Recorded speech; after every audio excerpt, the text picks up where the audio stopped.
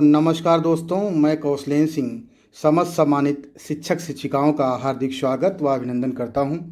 दीक्षा portal व मानव संपदा portal की मर्जिंग के बाद अब दूसरा ऑनलाइन प्रशिक्षण शुरू हो गया है।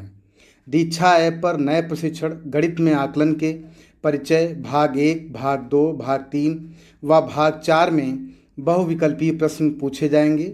आपको इन सभी के उत्तर देने होंगे। गणित में आकलन के भाग 5 में पूछे गए बहुविकल्पी प्रश्नों के उत्तर के लिए आप मेरे डिस्क्रिप्शन में दिए गए लिंक से उन प्रश्नों के उत्तर को जान सकते हैं। गणित में आकलन कोर्स से परिचय, इसके अंतर्गत एक ही प्रश्न पूछा गया है। जैसा प्रश्न आपके सामने स्क्रीन पर दिख रहा है कि हमारा ध्यान बच्चों के आकलन पर ना होकर किस पर होगा। यहाँ पर भी आप एक से अधिक विकल्प चुन सकते हैं।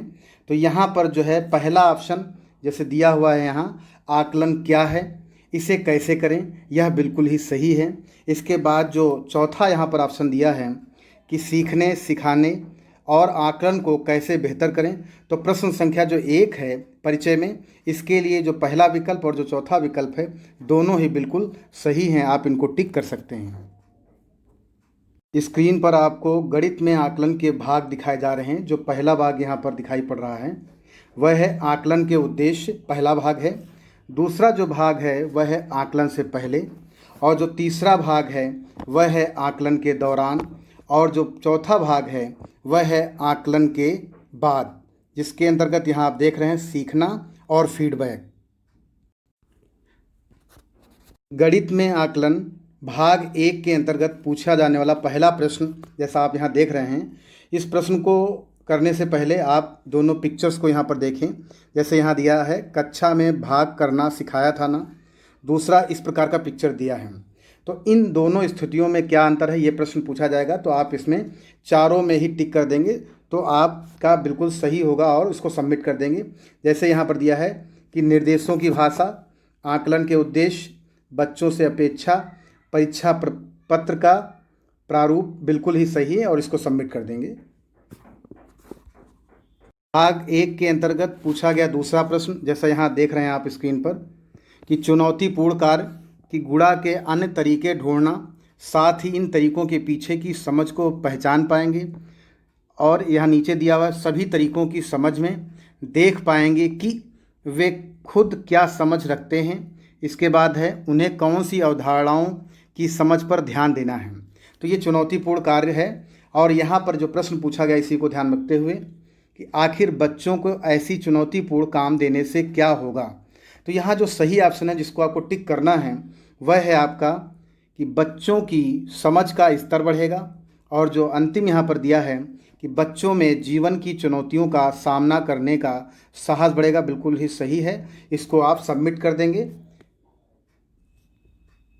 भाग 1 के अंतर्गत पूछा गया तीसरा प्रश्न, तो यहाँ पर इस प्रकार का आपको एक चार्ट मिलेगा और इसमें मापदंड दिए हुए हैं। तो यहाँ पर प्रश्न जो है हमारा, अगर बच्चे इस तरह सीखने के उद्देश्य और आकलन के मापदंड जानेंगे तो उनके सीखने की प्रक्रिया पर क्या असर होगा। तो यहाँ पर जो सही ऑप्शन है वह देखिए उनको हम जानेंगे। ये दूसरा ऑप्शन बिल्कुल ही सही है कि अपने सीखने के वर्तमान स्तर को जान पाएंगे। जो तीसरा ऑप्शन है कि गणित की अवधारणाओं और प्रक्रियाओं को सीखने में सक्रिय होंगे।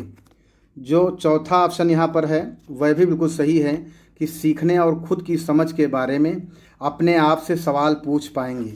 और जो अंतिम है यह भी बिल्कुल सही है कि अपने सीखने की प्रक्रिया की जांच कर पाएंगे।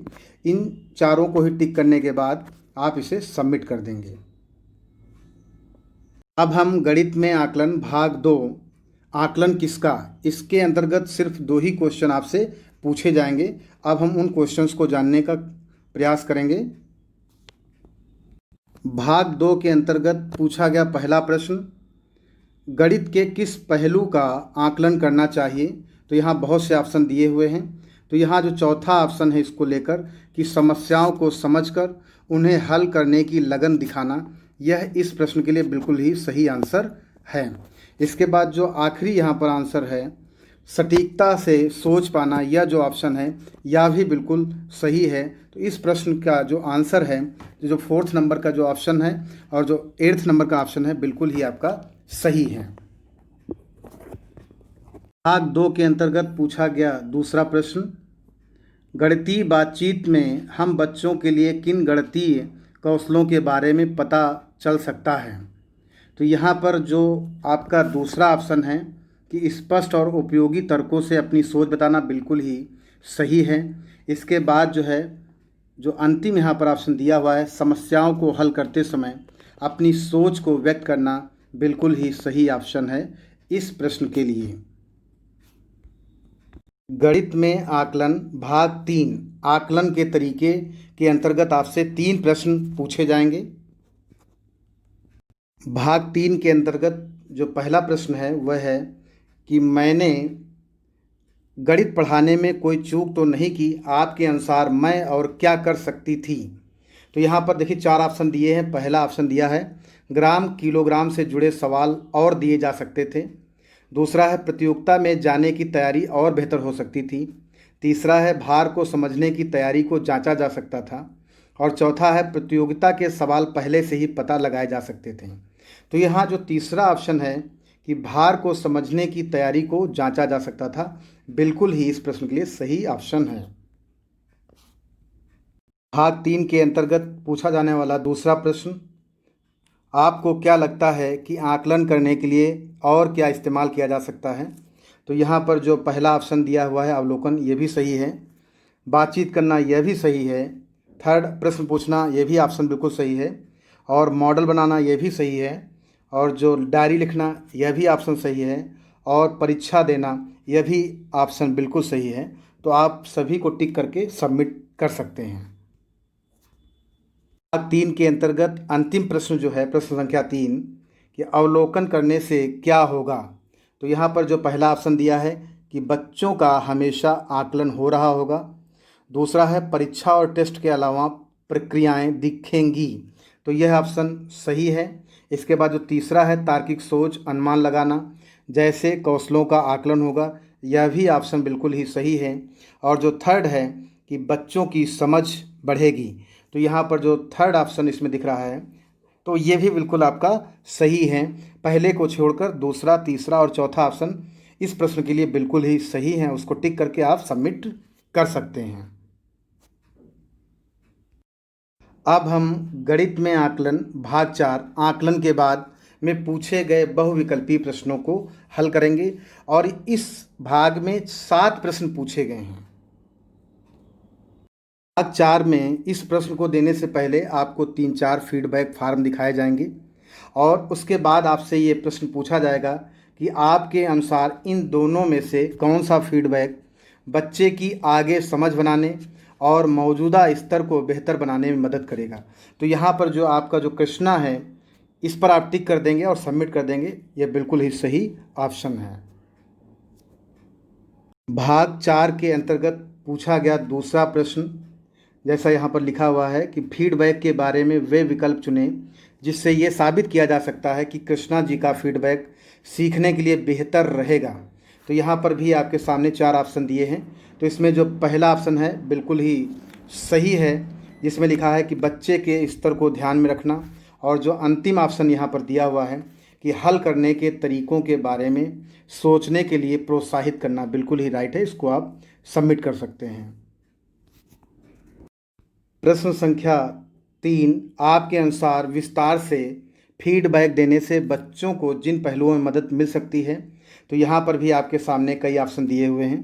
तो इसमें जो पहला ऑप्शन है बिल्कुल ही आपका सही है कि अवधारणा की समझ को गहरा करने में, पहला ऑप्शन बिल्कुल ही सही है।